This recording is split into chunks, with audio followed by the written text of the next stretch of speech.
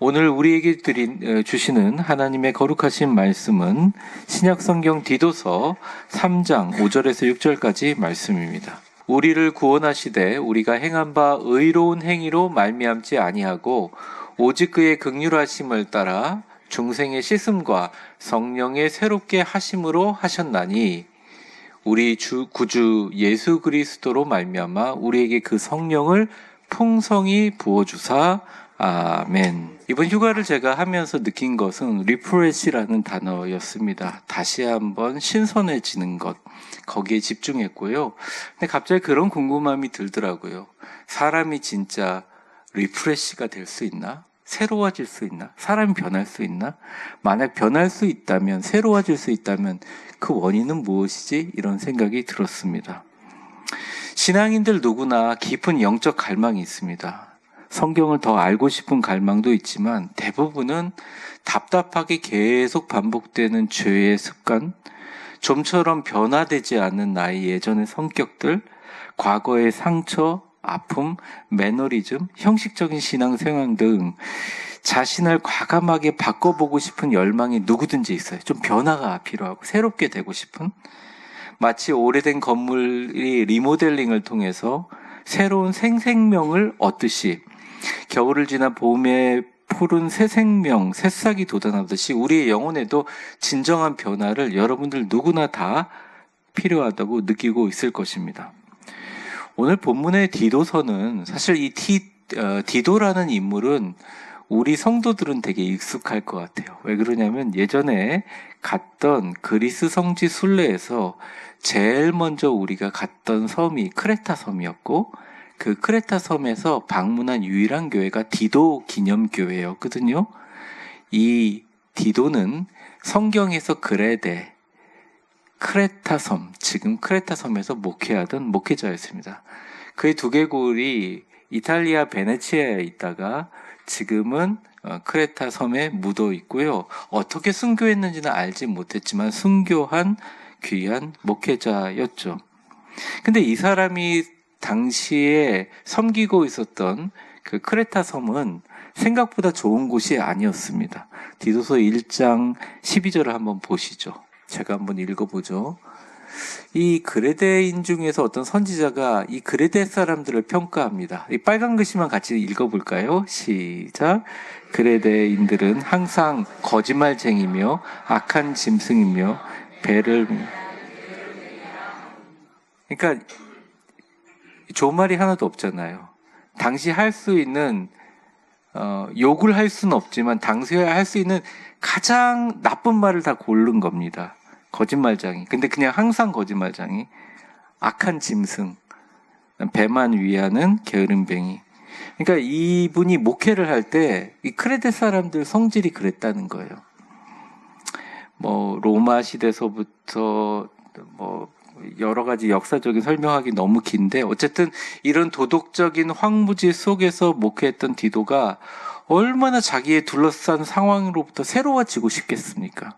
근데 바울이 디도에게 편지를 보낸 게 디도서인데 디도에게 뭐라고 얘기하냐면 새로워져라 이렇게 얘기합니다.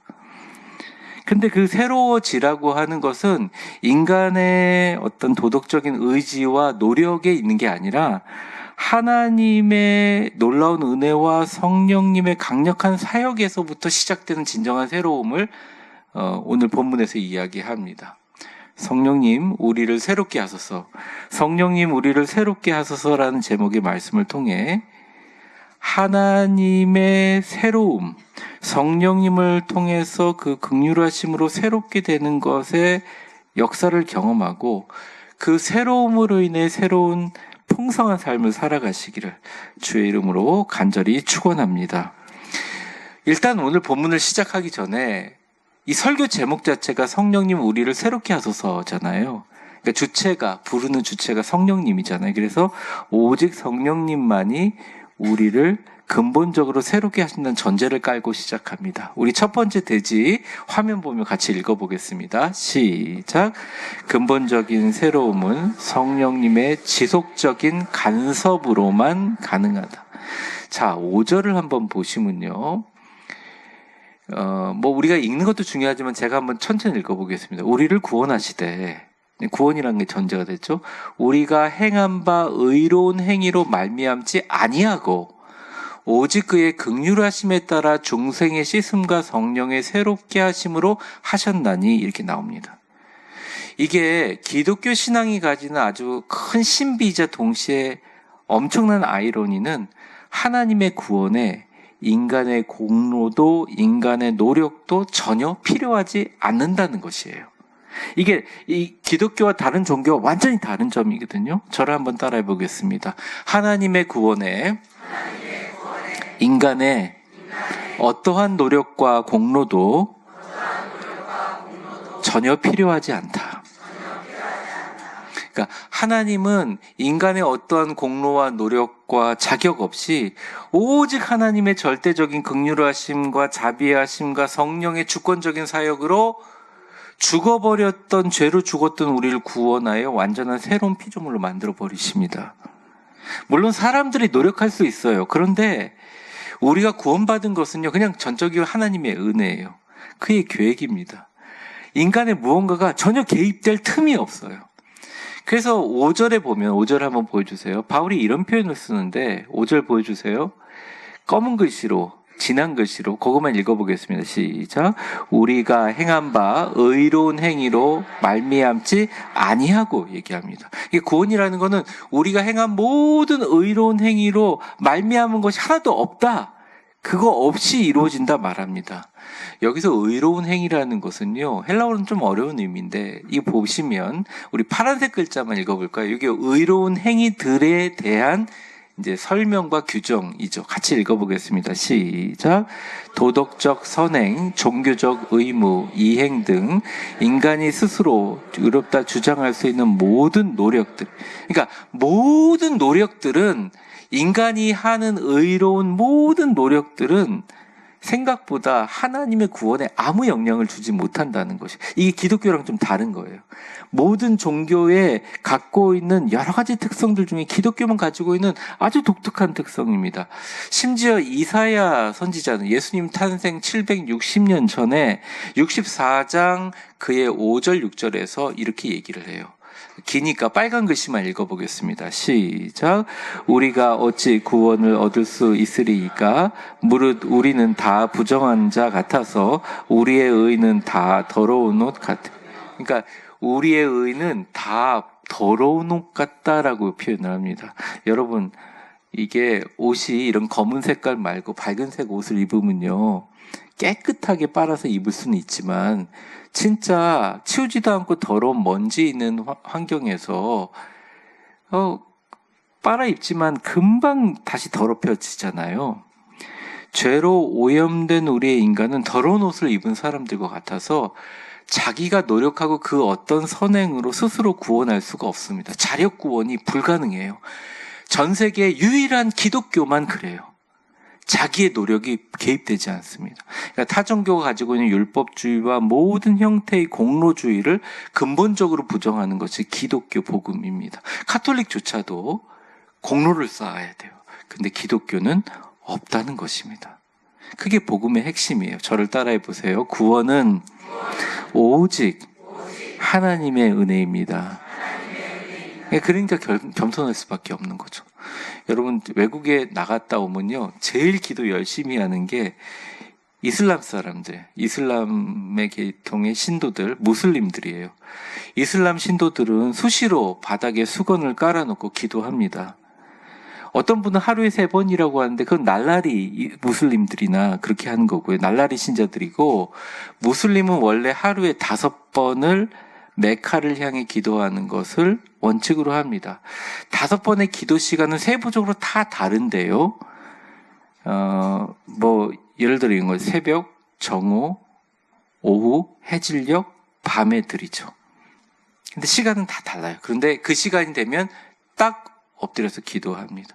제가 미국에서 유학할 때도 그 무슬림들은요, 같이 유학하고 공부하고 아르바이트 할 때도 항상 그 깔아놓는 작은 이런 양탄자 같은 걸 들고 다녀요. 그래서 탁 깔아놓고 기도합니다. 아무도 거기서 방해할 수가 없어요. 그걸 만약 건드린다 그러면 그냥 퇴사해 버리거나 또 그것을 건드리는 것도 법으로 보장해주고 있어요. 예, 미국에서는 종교의 자유에 의해서.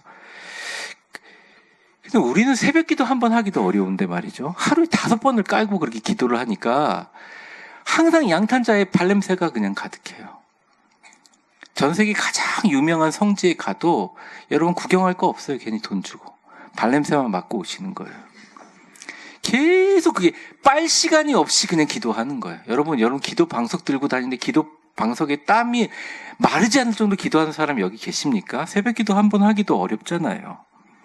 길바닥에서 5번쩍 하는 기도를 생명처럼 지킵니다. 우리가 어떻게 그들의 율법과 공로에 따라갈 수 있어요? 안 됩니다. 정말 열심히 믿어요. 온 가족이 손을 잡고요. 이슬람 회당에 갑니다. 그런데 회당에 안 가는 것은 용납이 안 돼요. 아기도 안고 가요. 아파도 안 가요. 죽지 않으면 안고 갑니다. 시체가 되지 않으면 안고 가요. 회당 예배 참석하지 않는다고 자녀를 살해하는 부모들도 있습니다. 그러니까 엄청나게 그 신앙 자체가 우리가 생각하는 열심을 넘어서요. 전도? 엄청납니다. 그들이 전도하기 위해서 전쟁을 일으키기도 하고요. 생명을 담보로 전도를 하기도 합니다. 그들의 율법 준수와 공로는 우리는 절대 따라갈 수가 없어요. 그런데 여러분 질문합니다. 그들에게 구원이 있습니까? 성경은 없다고 얘기해요.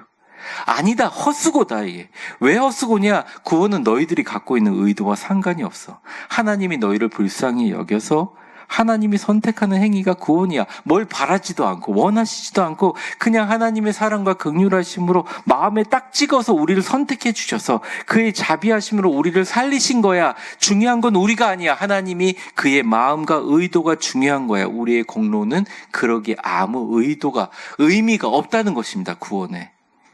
그래서 바울은 5절에 그것을 이렇게 표현해요. 뭐라고 표현하냐면 5절 보여주세요. 뭐라고 얘기했습니까? 오직 그의 긍휼하심에 따라. 우리는 자격이 없고 그의 진노하심의 대상이지만 상관없어. 그냥 불쌍해서 하나님 편에서 먼저 찾아오셔서 구원하시기로 우리랑 상의하지 않고 예수님 십자가에 못 박고 예수님의 부활과 승천하셔서 그냥 우리에게 결정하신 것입니다. 쉽게 얘기하면 하나님께서 그냥 마음을 개입해서 딱 찍어가지고 편애를 하신 거예요. 구원은 전적으로 하나님의 무한한 사랑과 은혜로 시작된 연민 불쌍히 여김으로 일어난 이례적인 사건입니다. 털끝만큼도 우리의 공로가 개입되지 않아요. 그래서 여러분, 내가 예수 믿었다고 그렇게 자랑할 것도, 또 그렇게 너무 심각하게 생각할 것도 없어요. 하나님이 택하셨기 때문에 여러분들이 이 자리에 오신 것입니다. 신앙생활 되게 쉽습니다. 그냥 감사하고 겸손하면 복을 주세요. 왜 그러냐면 신앙생활에 있는 모든 종교적인 윤리와 덕목 속에서 이 2가지 덕목이 하나님의 온전한 뜻대로 인정된 구원에 그걸 가장 잘 인정하는 삶의 태도가 겸손과 감사이기 때문입니다. 근데 이렇게 구원할 때 하나님이 과정을 성경에 넉넉적으로 2가지를 주셨는데 하나는 오늘 본문 5절에 나와 있는 빨간 글씨예요. 같이 한번 읽어보겠습니다. 시작. 중생의 씻음과 성령의 새롭게 하심. 여러분 다 알고 있는 거예요. 중생의 씻음은 그냥 말 그대로 하나님의 자녀가 된 순간입니다. 하나님의 새 생명으로 태어난 순간입니다. 그러니까 예수님 믿고 예수님 고백하는 순간, 세례받은 순간, 구주를 인격적으로 영접하는 순간, 영적 출생의 순간이에요. 이게 여러 번이라고 얘기하면 무조건 이단입니다. 딱 일생에 한 번뿐이에요. 그런데 중생의 씻음과 그다음에 뭐라고 했죠? 성령의 새롭게 하심. 이 성령이 새롭게 하심은 일생 죽을 때까지 반복되는, 계속 교차 반복되는 지속적인 과정입니다. 쉽게 표현하면 이게 중생이라는 것은 새로운 생명이 주어지는 거고요. 성령이 새롭게 하시는 건 그 생명을 내 안에서 끊임없이 자라나게 하는 지속적인 세포 분열과 같은 과정을 의미하는 겁니다. 이 기독교의 2가지 아이러니지만 이 단계를 이해하지 못해서 사람들이 엄청나게 많이 이단에 빠져요. 쉽게 얘기하면 성령의 새롭게 하심을 오늘 배우잖아요. 성령이 새롭게 하심은 이례적이고 단회적인 사건이 아니라 우리 죽을 때까지 계속 변화되는 과정이고 회복되는 과정이고 갱신하는 과정이 바로 이 성령이 새롭게 하는 과정, 성화의 과정입니다. 여러분 혹시 신앙생활하면 속상한 일이 있으셨나요?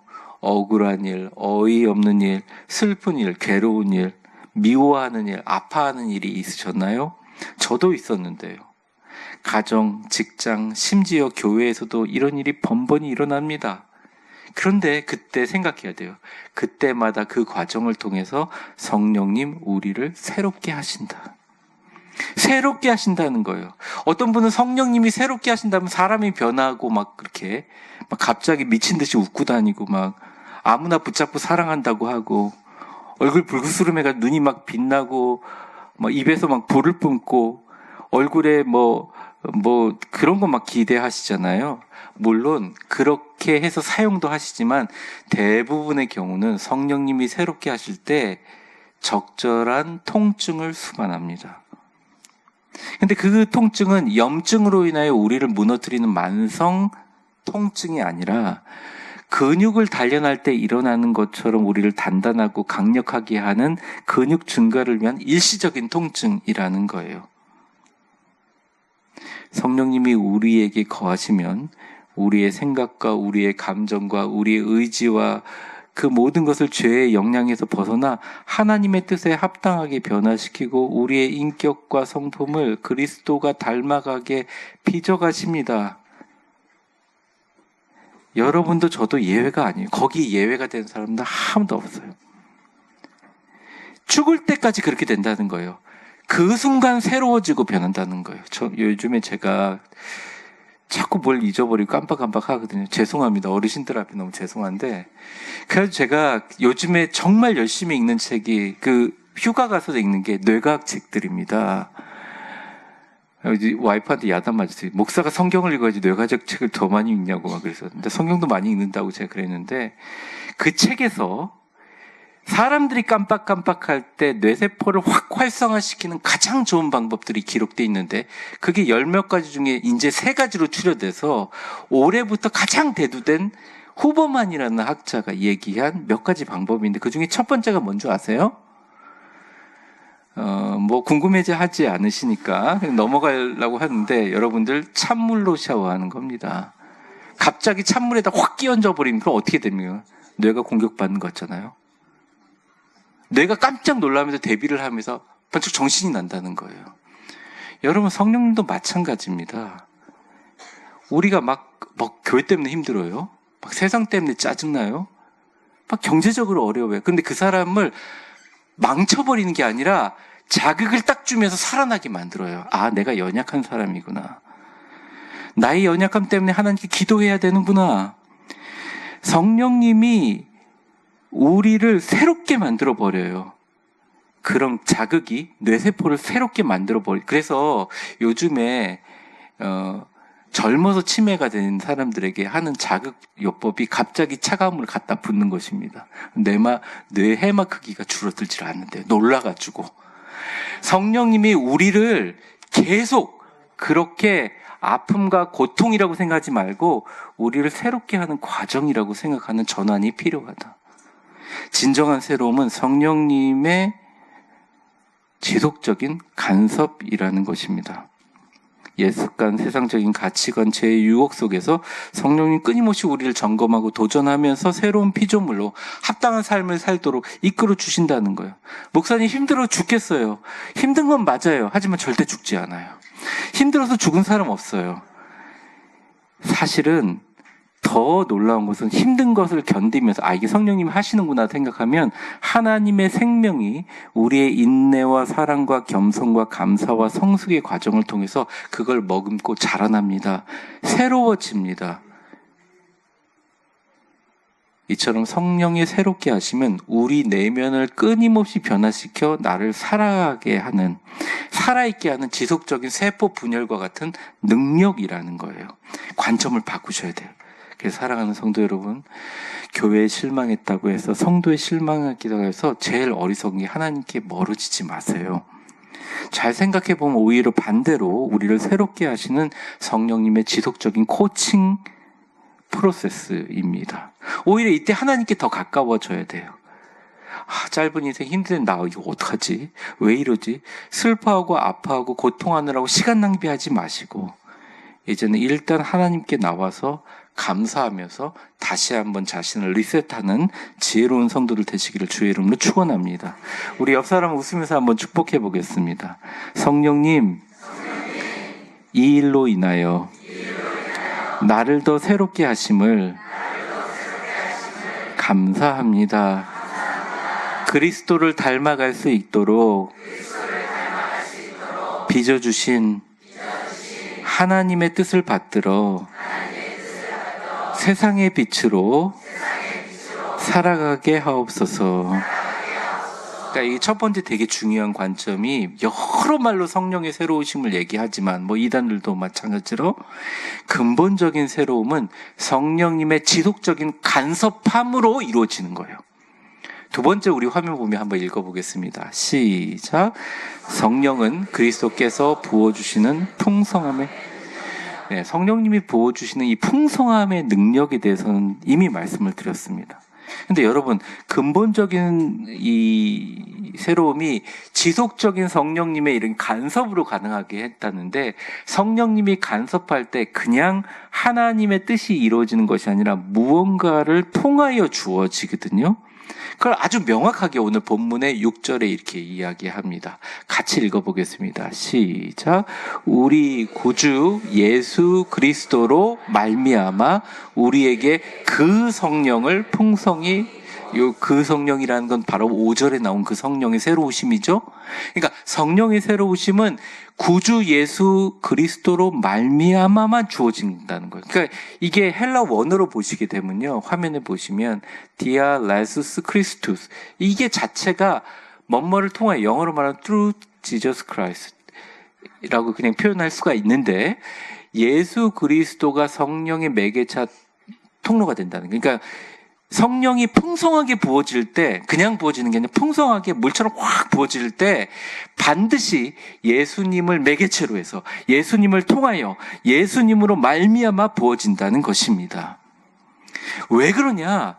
여러분, 예수님이 성령님을 바톤 터치하신 분이잖아요. 예수님 십자가에 죽으시고 부활하셔서 우리를 승천하시면 성령님을 약속하셔서 이 가운데 교회가 생겼지 않습니까? 그러니까 성령의 사역이 뭐냐? 바로 예수님의 구원 사역과 연관되어 있다는 거예요. 관련이 있어요. 분리할 수가 없다는 거예요.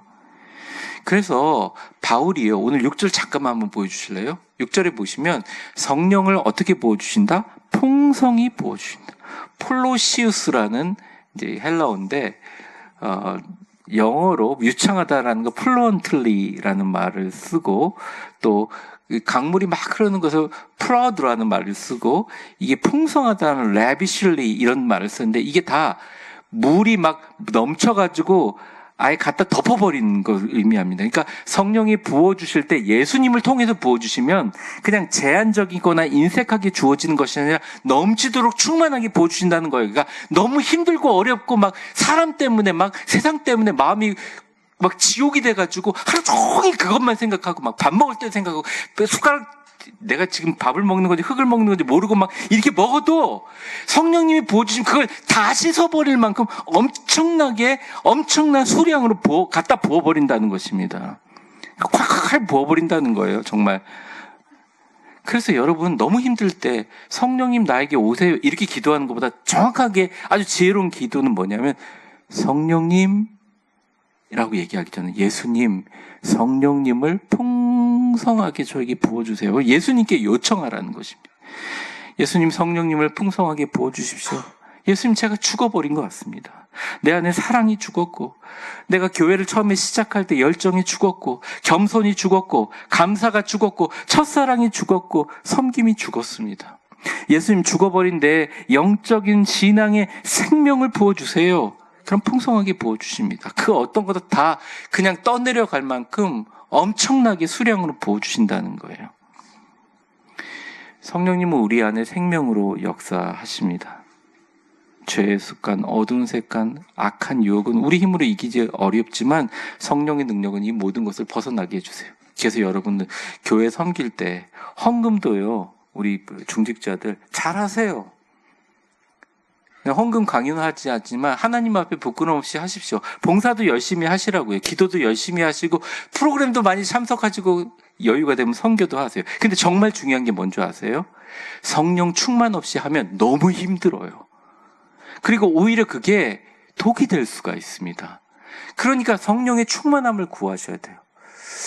다음 주에 우리 바자회 하잖아요. 막 전 붙일 거 아닙니까? 저는 그게 가장 보면 성경적인 일이라고 생각합니다. 너희는 시를 얻든지 때를 얻든지 전하라 그러셨잖아요. 그러니까 진짜 굉장히 복음적인 거 아닙니까? 그런데 그 전할 때 그냥 자기의 힘과 능력으로 하는 것이 아니라 성령님이 충만해서 하면 내가 전을 붙이는지 뭘 하는지 내가 이게 왜 고생하고 이 뜨거운 데 이러고 앉아있지 이런 생각이 안 들고 너무너무 기쁘고 감사한 거예요. 누가 와서 나한테 뭐라고 하든 근데 이걸 꼭 교회에만 적용하지 말고 여러분의 삶에도 적용하라는 거예요. 아니 기분 나쁜 마음 갖고 평생 갖고 사실 거예요? 그러기는 우리 인생 너무 짧다는 거예요. 우리 인생은 너무나 소중하다는 거예요. 우리의 힘이 아니라 성령의 능력으로 가능하게 만들어주세요. 성령이 임하시면 우리를 권능을 받고 주님의 증인이 되게 합니다. 복음을 전하고 영혼을 섬기게 만듭니다. 세상을 변화시키는 모든 사역은 우리의 힘이 아니라 성령의 능력으로 가능하다는 거예요. 그리고 계속 부어주시면 어떤 현상이 일어나냐? 자꾸 우리께 시켜나가면서 뭐가 드러나냐면 그리스도의 형상을 닮아가게 됩니다. 예수님 많이 알고 교리에 정통하고 저처럼 신학을 했다고 하더라도 성령의 역사 없으면 삶을 변화시키는 능력이 없어요. 내 삶이 변화되지 않아요. 성령이 부어주시면 단순한 지식을 살아있는 진리로 바꾸고 우리를 무기력한 관찰자에서 역동적인 참여자로 바꾸고 수동적인 수혜자에서 능동적인 증인으로 우리를 만들어 버리신다는 거예요. 이 C.S. 루이스 제가 좋아하는 제가 작가인데 그 사람이 Mere Christianity, 순전한 기독교라는 책에서 이렇게 얘기합니다. 기독교인들이 삶의 변화를 이끌어 나가는 것은 집을 고치는 것에 비유를 하는데 뭐라고 얘기하냐면 처음에는 집에 페인트 칠을 하거나 지붕 수리 같은 간단한 개조를 기대해요. 기독교인들은. 근데 하나님이라는 집주인이 와가지고 벽을 막 허물어버리고 층수를 늘려버리고 완전히 다른 건물을 지으는 것처럼 해버립니다. 그리고 놀라요. 우리 성도들이 막 놀라요. 하나님 왜 이러세요? 막 이래요. 그러니까 인간이 자기 개선을 하려는 노력과 하나님의 구원 사역이 아주 본질적인 차이를 극명하게 보여주는 거예요. 우리의 죄된 본성을 그냥 놔둔 채 나 원래 성질 이래. 교회에서 좀 감출 거야. 겉만 좀 나은 자기 개발을 모두 다 원해요. 그런 설교를 원하고 그런 교회를 다 원해요. 그러니까 큰 교회 가서 제가 안 보이는 데 숨어가지고 예배 빡 드리고 오는 거 너무 좋아해요. 남 알아보는 것도 싫고 알리는 것도 싫고요. 그렇죠? 죄를 좀 덜 짓고 좀 더 착한 사람이 되고 싶어 합니다. 그러나 하나님이 긍휼하심으로 우리에게 임하시는 성령님의 새로우심은 왜 그림 안 나옵니까? 죄된 본성 자체를 뿌리 뽑고 우리를 완전히 새롭게 창조하시기를 원하시는 공사를 새로 해버리는 중생은 낡은 집을 청소하는 게 아니라 아예 새로운 집을 완전히 지어버리는 것 같습니다. 근데 이 새로운 집을 평생 지어요, 우리는. 새로운 집을 계속해서 하나님 목적에 맞게 지어져 가는 것입니다. 성령의 지속적인 간섭과 하나님이 부어진 성령님이 하시는 은혜가 우리를 완전히 새 집으로 만들어 버린다는 거예요. 제가 어저께 설교를 마무리하면서 적어본 글인데 한번 여러분 같이 읽어볼까요? 제가 쓴 글이긴 한데 좀 부끄럽긴 하지만 읽어보겠습니다. 시작. 우리는 때로 하나님의 과도한 개입에 당황하지 그것이야말로 죄로 인해 완전히 망가진 우리를 향한 하나님의 완벽한 사랑과 긍휼의 증거이다. 우리는 계속적으로 새롭게 지어지는 성령의 바울이 이렇게 얘기하잖아. 하도 고린도 교회가 싸우니까 너희는 하나님께서 너희에게 부르신 성령의 전인 것을 알지 못하느냐? 이렇게 물어요.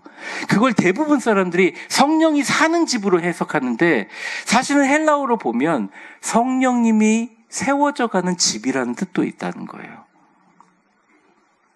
말씀을 정리하겠습니다. 우리 고린도후서 5장 17절 같이 읽어볼까요? 시작. 그런즉 누구든지 그리스도 안에 있으면 새로운 피조물 이전 것은 지나갔으니 보라. 저는 고린도후서 5장 17절을 읽을 때마다 마음이 아픕니다. 2000년 전 사악하고 게으른 악한 짐승인 그레데 사람에게 둘러싸여 있었던 디모데도 바울의 편지를 받으며 마음이 좀 쓰렸을 거예요. 왜냐하면 이렇게 얘기하고 싶어요. 사도 바울이 아니에요. 그리스도 안에 있어도 새로운 피조물 아니에요. 예수 믿어도 시기하고 싸우고요. 이전 것 지나가지 않아요. 그대로 남아있습니다. 30년 예수님 믿어도 그대로 남아요.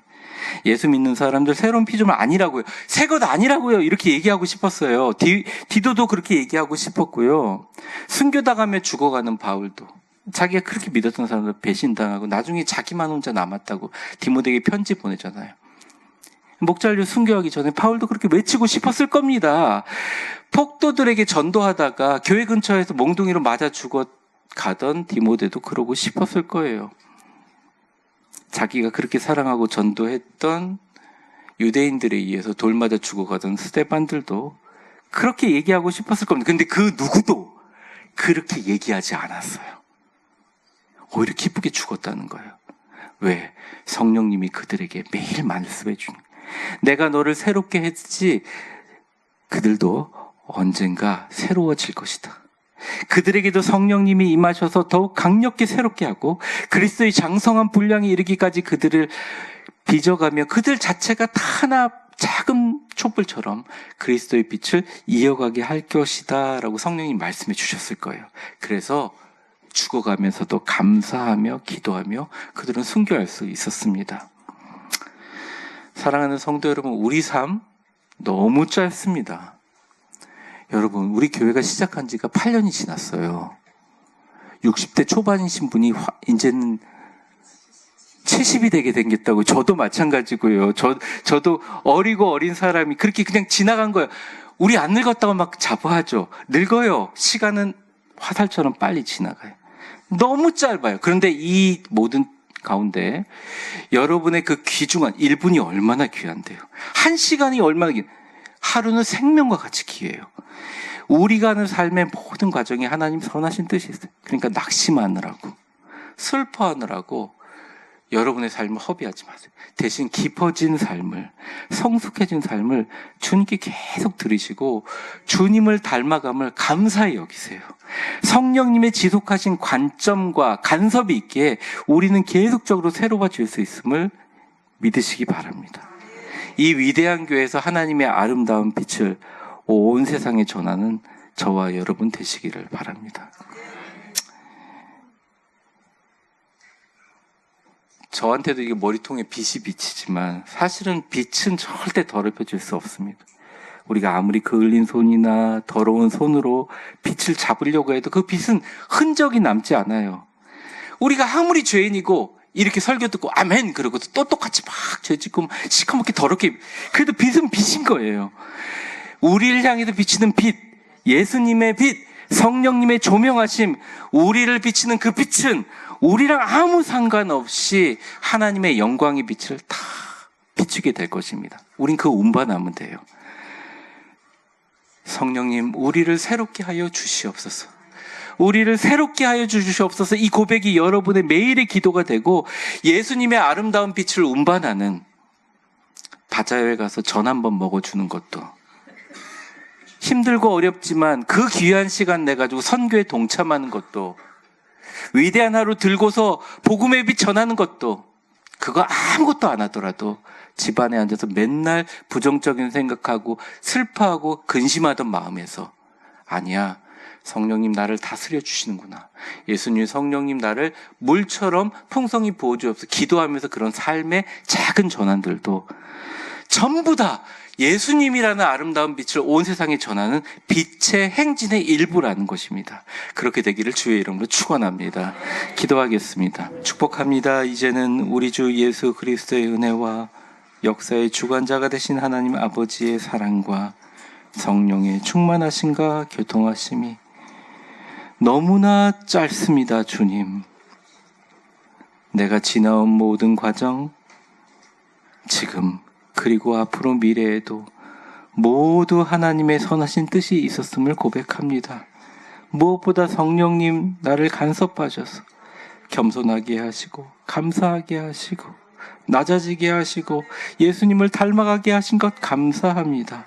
이제 더 이상 낙심하지 않고 더 깊어진 삶을 주께 드리게 하여 주시고, 지금도 이 땅에 순교당하며 죽어가는 수많은 사람들, 한 해에 50만 명 이상 순교당하는 박해받는 크리스찬들, 전 세계에 흩어져 예수님을 전하는